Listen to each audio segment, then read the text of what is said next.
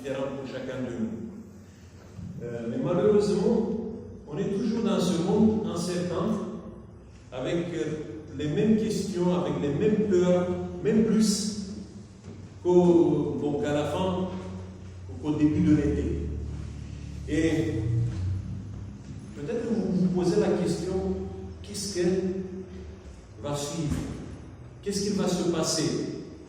Comment on va faire face à un monde comme le monde où nous vivons aujourd'hui? Je vais vous rappeler que ce type de changement à notre monde qu'on vit aujourd'hui n'est pas un changement singulier.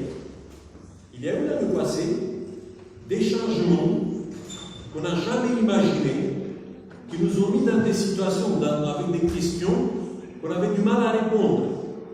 La plupart d'entre nous, on était jeunes, on était enfants à l'époque.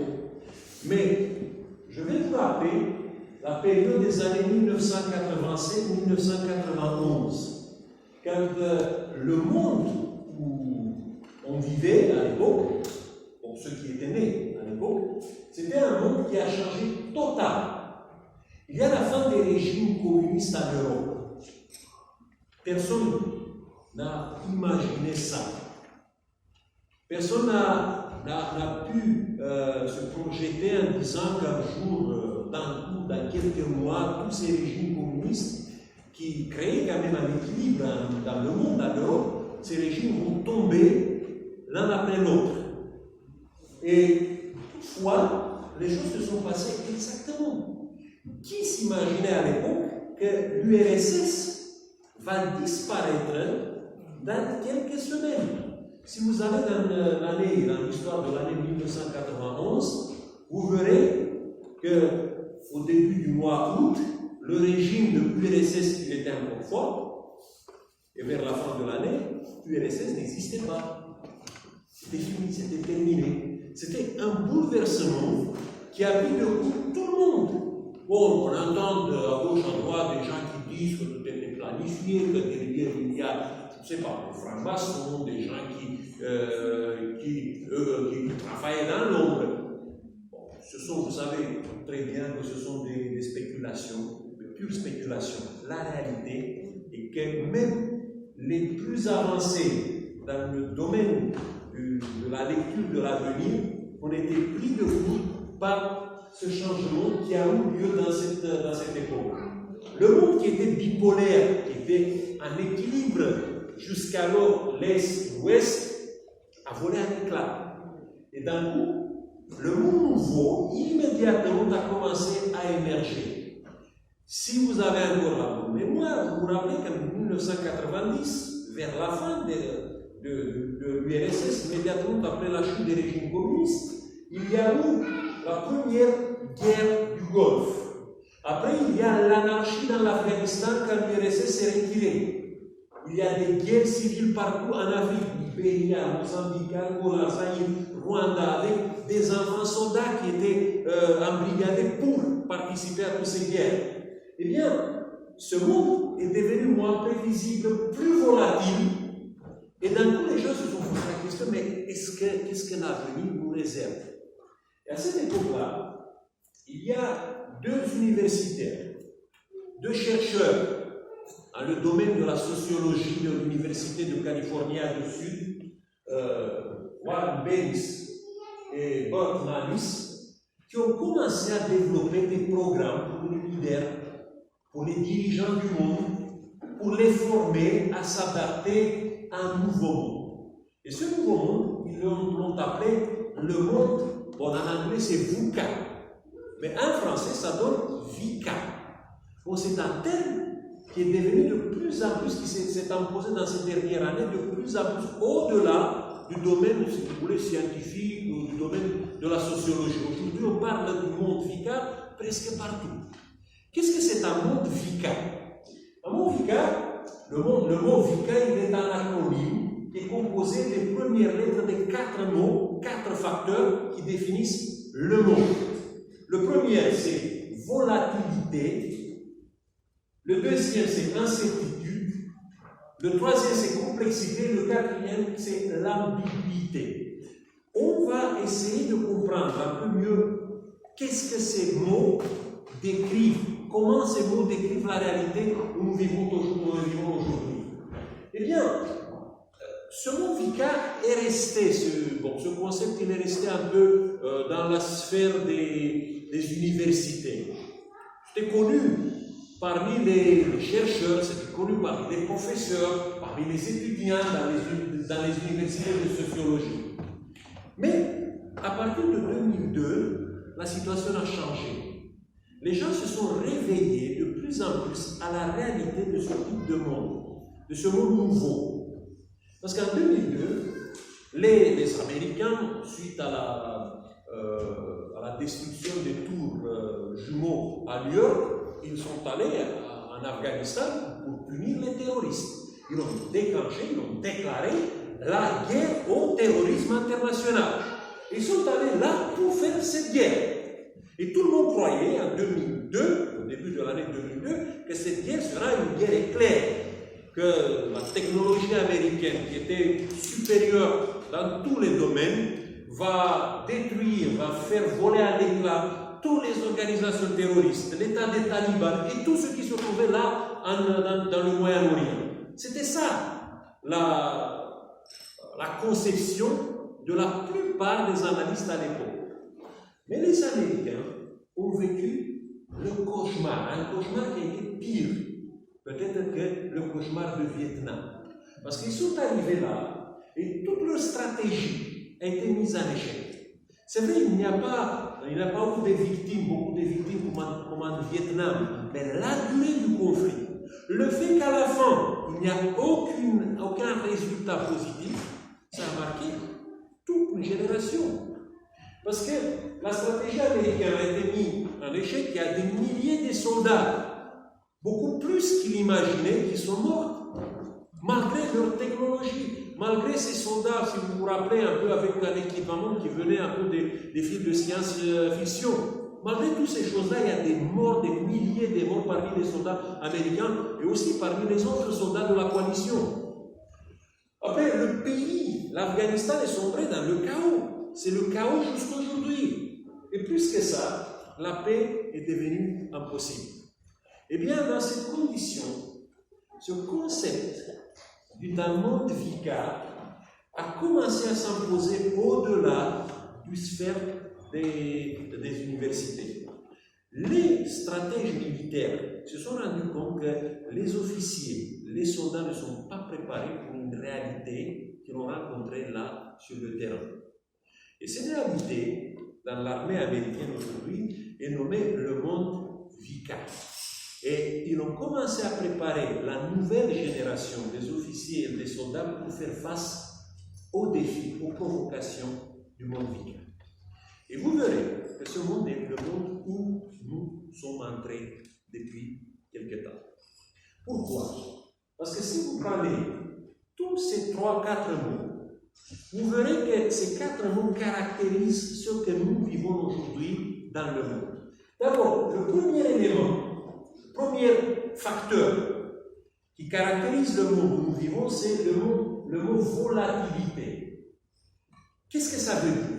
Ça veut dire que le monde change, et ça vous verrez, vous voyez déjà devant vous, change à grande fréquence et à grande amplitude. Tout ce qui nous entoure devient volatile, éphémère, impermanent, changeant et instable. Plus rien ne fonctionne comme avant. Combien de fois vous vous êtes dit dans le dernier temps que le monde où vous vivez aujourd'hui n'est pas comme avant? Je peux vous dire, je suis touché par cette nostalgie. Je remémore tous mes souvenirs d'antan. J'ai été en Roumanie cette année et j'ai essayé de retrouver les goûts, les odeurs, tout ce qui était avant. Je n'ai rien retrouvé. Et ce sentiment que rien dans notre monde n'est plus comme avant, c'est quelque chose qui devient de plus en plus douloureux pour beaucoup parmi nous. Parce qu'on vit dans un monde inimaginable. Un autre élément qui caractérise la volatilité de notre monde, c'est qu'à ce moment-là, personne ne prend des risques, ne prend pas de risques, ne prend des risques. Vous voyez les sociétés, les personnes ont peur, se replient, les gens commencent à se protéger. C'est pour ça que depuis 2006-2007, on vit des crises économiques à répétition. Il y a toujours cette crise économique majeure, terrible, qui plane sur nous. Que tout le monde l'annonce, que tout le monde dit que cette crise sera dévastatrice. Et on vit, parmi les gouttes, ce type de crise économique dans plusieurs secteurs. Et on a peur que dans peu de temps, ça sera une crise économique généralisée. Parce que les gens ont peur. Parce que tout est volatile. Parce qu'aujourd'hui, j'achète une maison et je ne sais pas si je vais la payer demain. Aujourd'hui, je me lance dans une affaire et je crois que cette affaire sera une affaire de succès. Il y a beaucoup de hommes d'affaires qui ont cru, avec les données qu'il avait aujourd'hui, que tout ça va marcher. Et on voit que dans quelques mois, il faut fermer cette affaire.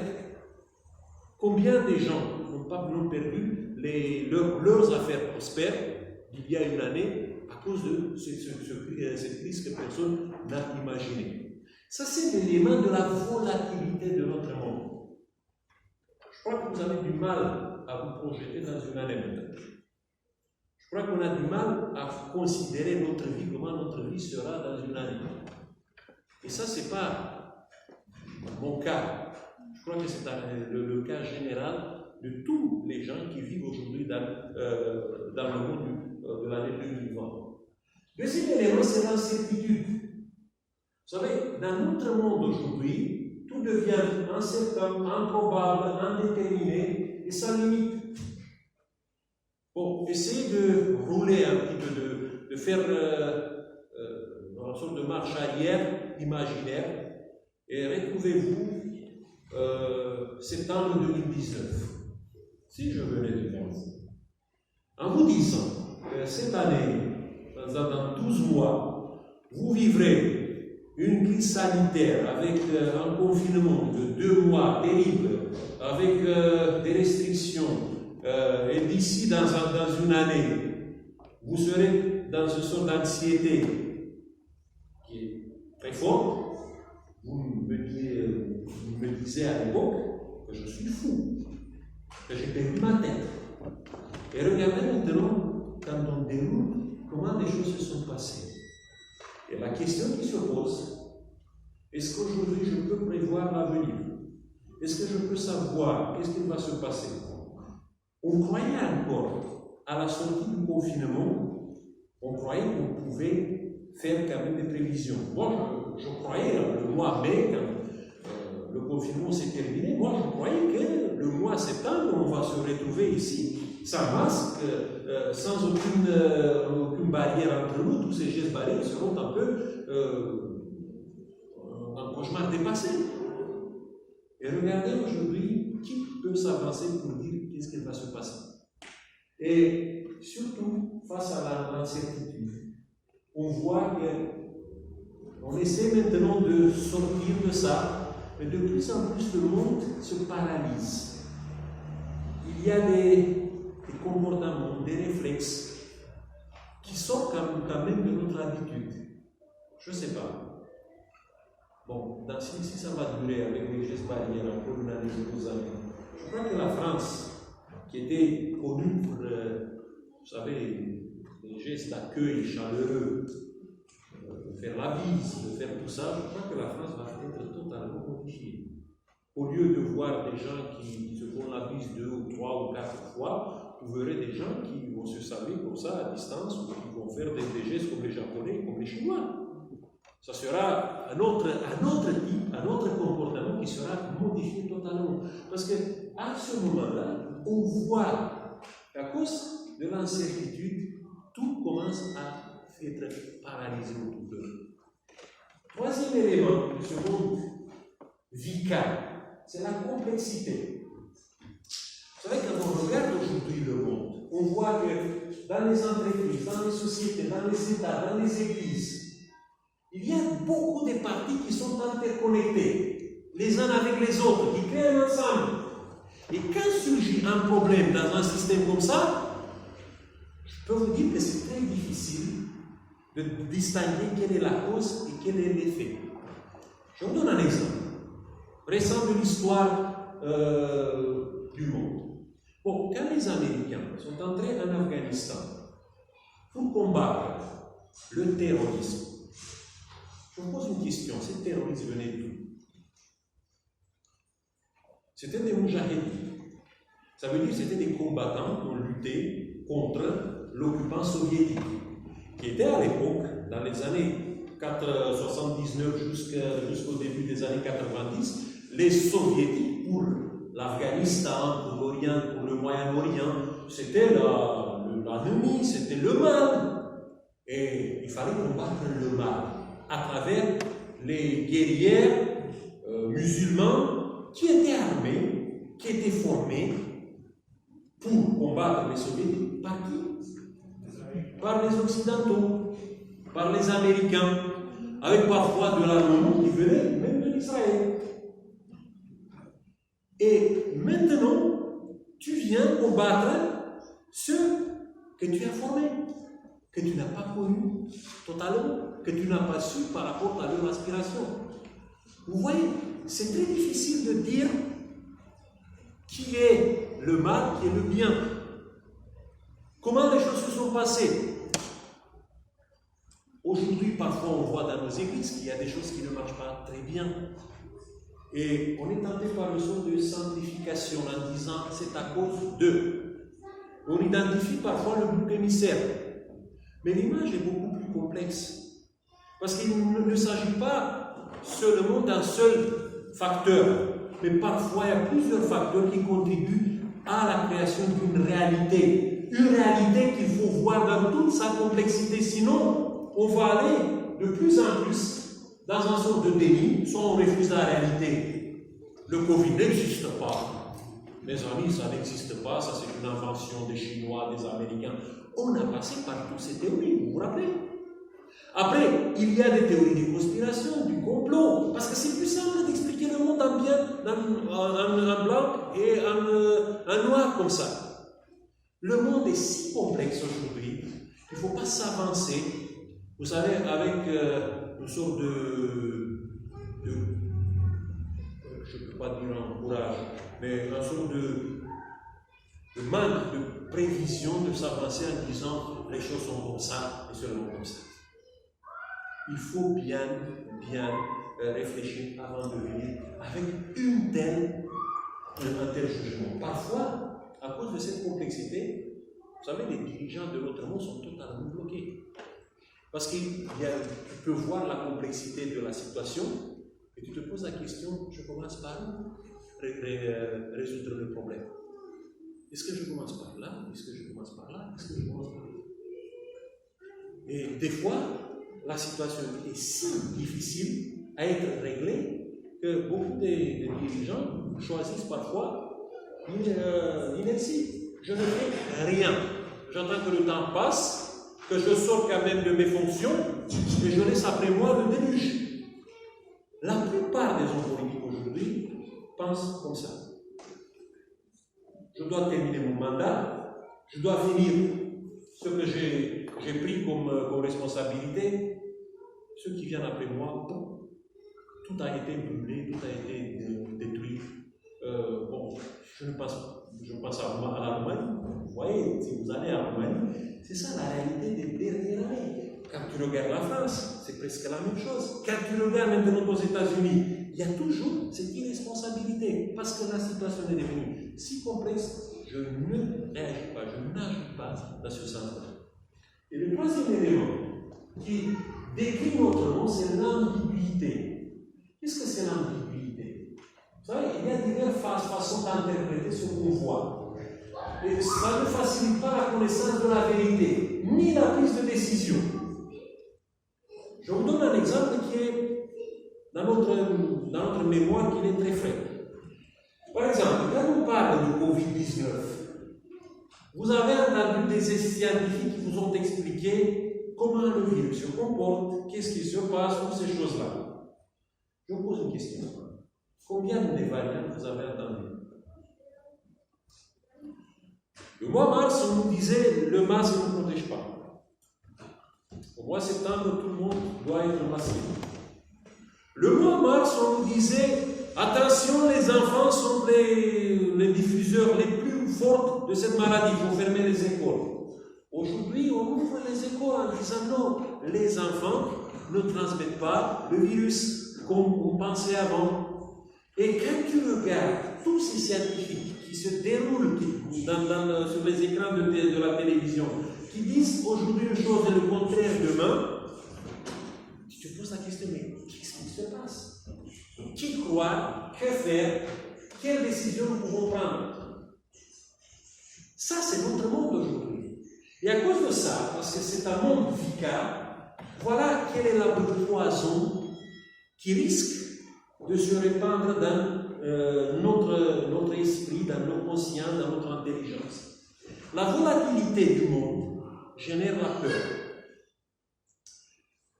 L'incertitude engendre la paralysie. La complexité nous met vers une pensée simpliste, une pensée qui se base sur le déni, sur la banalisation, sur le développement des théories de complot. Et l'ambiguïté nous jette dans un monde où il y a la doute. On doute de tout.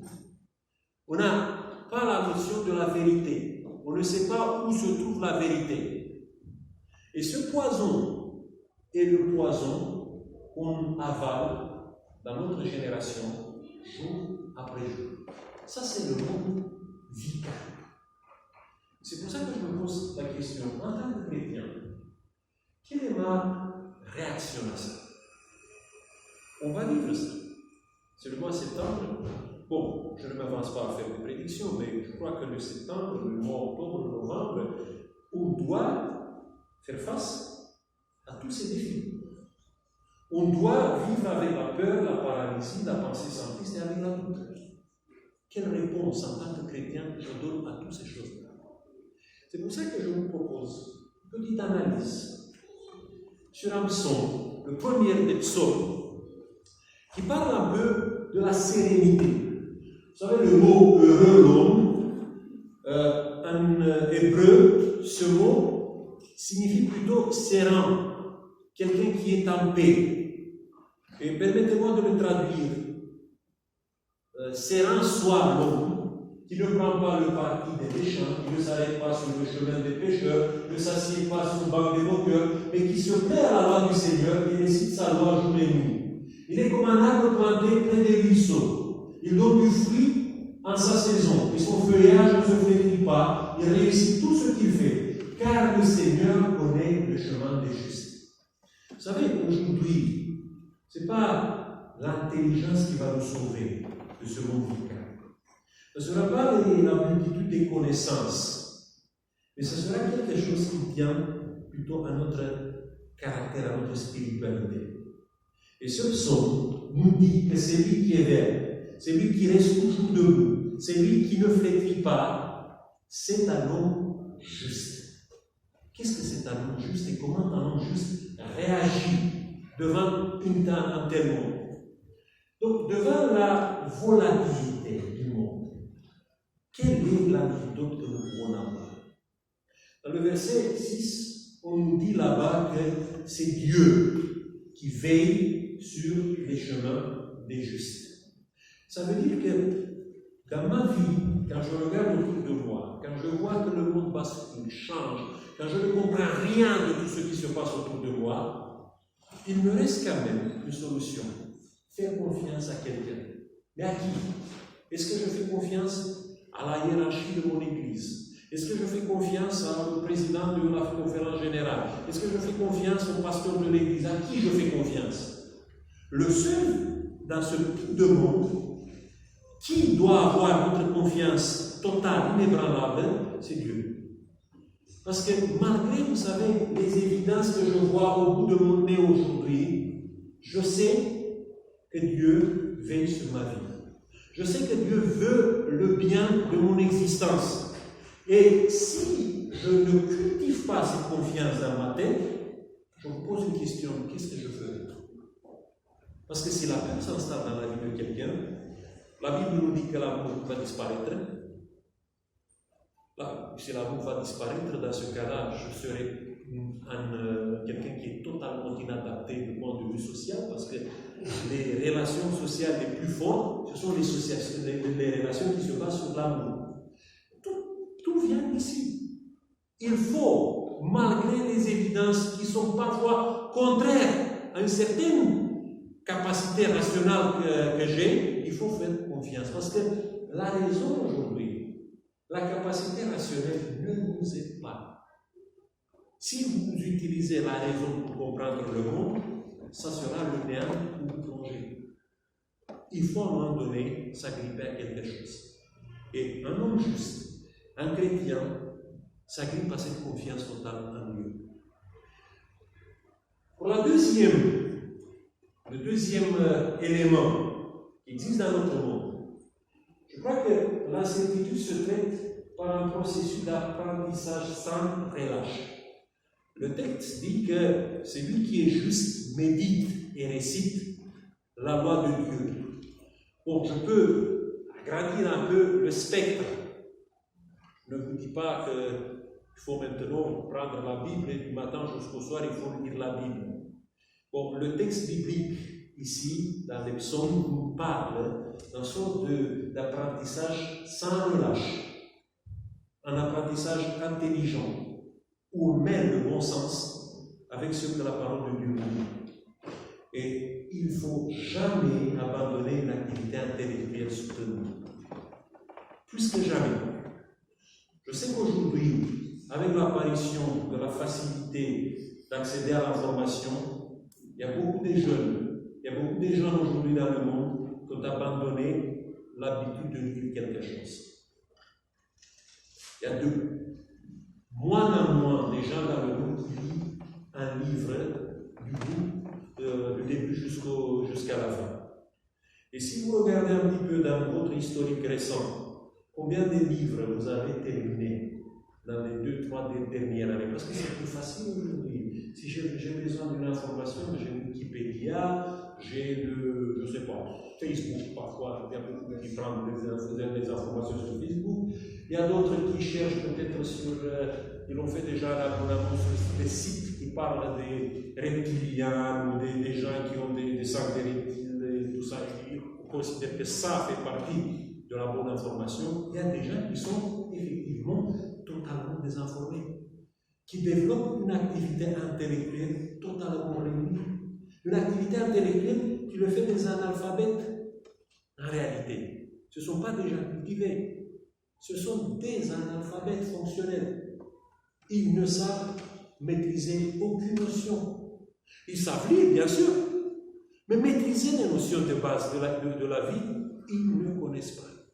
Si vous demandez à ce type de gens, qui deviennent maintenant de plus en plus nombreux sur notre planète, ils ne savent donner aucune définition pour les mots qui les utilisent.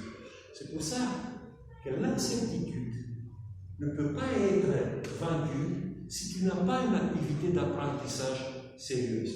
Une activité qui se base sur la Bible, mais pas seulement sur la Bible. Il faut élargir le spectre de prendre des bonnes informations, de lire, d'essayer à s'améliorer, à se développer dans cette activité intellectuelle. Troisième modalité, troisième solution qu'un homme juste donne à un monde vicaire, il s'agit de la complexité. Vous savez, il faut développer une pensée profonde. Une pensée profonde se développe quand tu poses des questions. Quand tu sais poser les vraies et les bonnes questions. Et les questions commencent par qui, quoi, comment, et ça finit parfois pourquoi. Et il faut chercher des réponses à ces questions. Il ne faut pas prendre parfois des informations comme ça en disant oui, c'est vrai parce que le pasteur m'a dit, parce que Ted Wilson a dit, parce que je ne sais pas quelle personne que j'admire m'a dit. Il faut avoir une exigence par rapport à la pensée. Posez toujours des questions. Essayez de vous mettre toujours en question, en examen dans votre vie. Est-ce que je vais vais dans la bonne direction? Est-ce que c'est ce qu'il m'a dit? Est-ce que c'est la bonne information ou non? Il faut se nourrir dans des ruisseaux, dit le texte biblique, dans des ruisseaux vivifiants.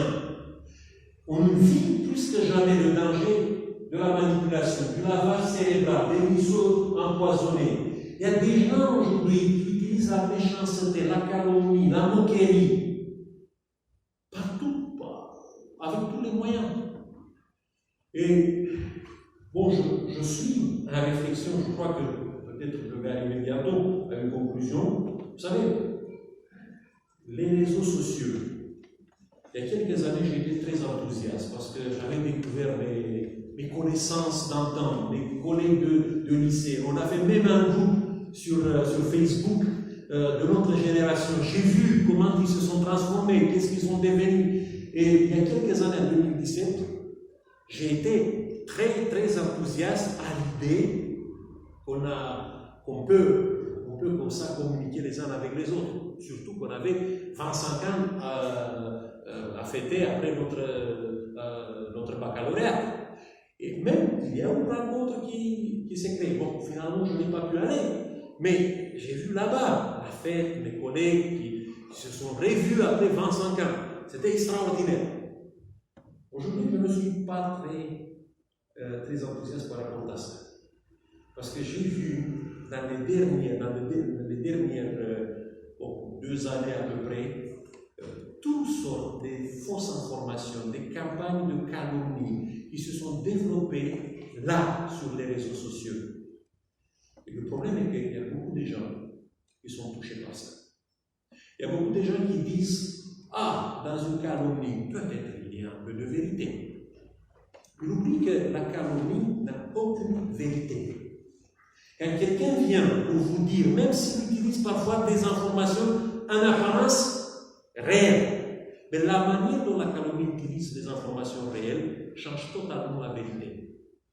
La vérité n'est pas dans les calomnies. Et c'est pour ça que devant ce défi de la complexité, il faut avoir ce type de pensée nuancée, profonde, capable d'aller poser des questions, les vraies questions, et n'être pas très hâtif de tirer des conclusions, n'être pas très hâtif de dire la vérité est là, le bouc émissaire est là, celui-là il est bon, celui-là il est noir, celui-là il est blanc, celui-là il est comme ça. Si on arrive à avoir ce type de pensée, je peux vous dire qu'on est devenu des personnes lavées au cerveau. Et le quatrième élément, utilisé par un homme juste pour faire face à l'ambiguïté, il faut savoir une chose.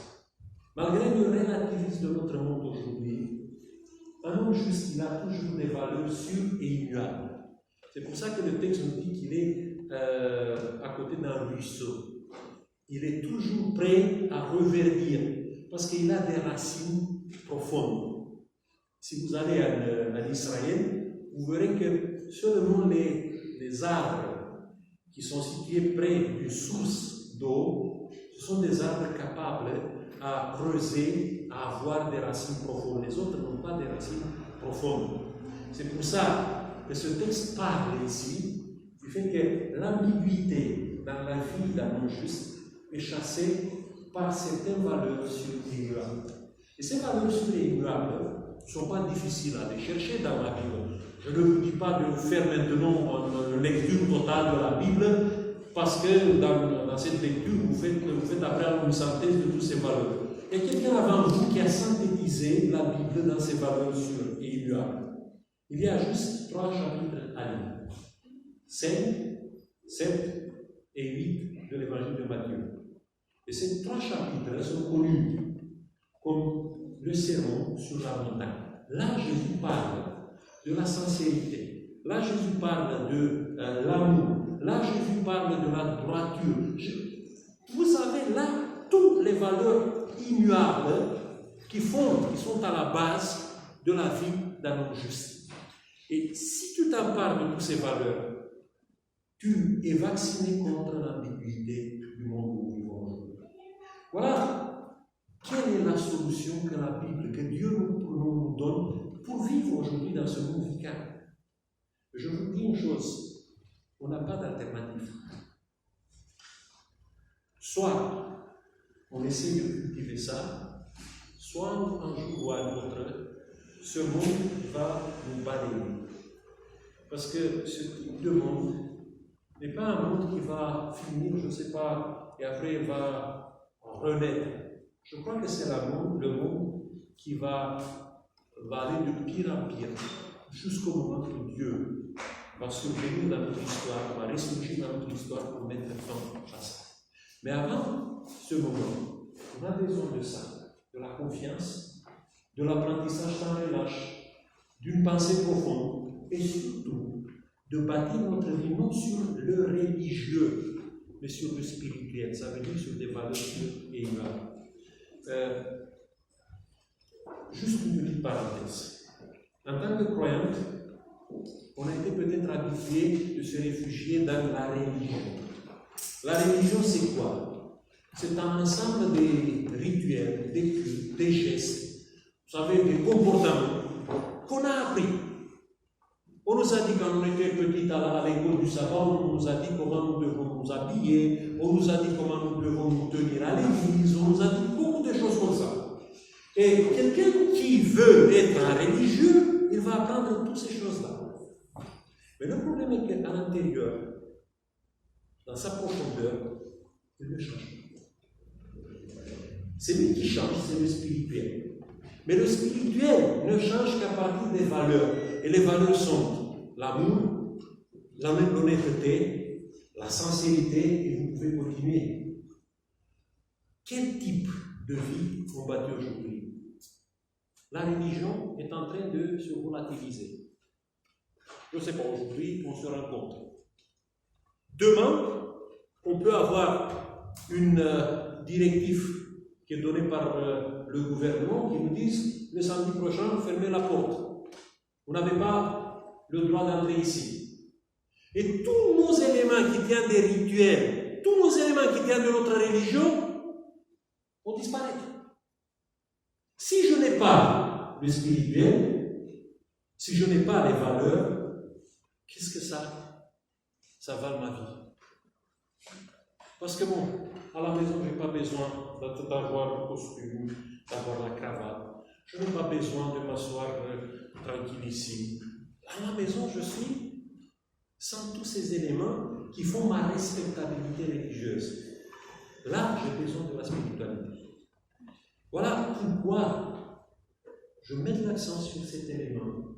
Il faut, en tant que croyant aujourd'hui, faire la migration d'une foi qui est basée sur la religion, sur une foi qui est basée sur les valeurs et le spirituel. C'est ça que je vous souhaite, de vivre et de vous transformer dans votre vie de tous les jours. Amen.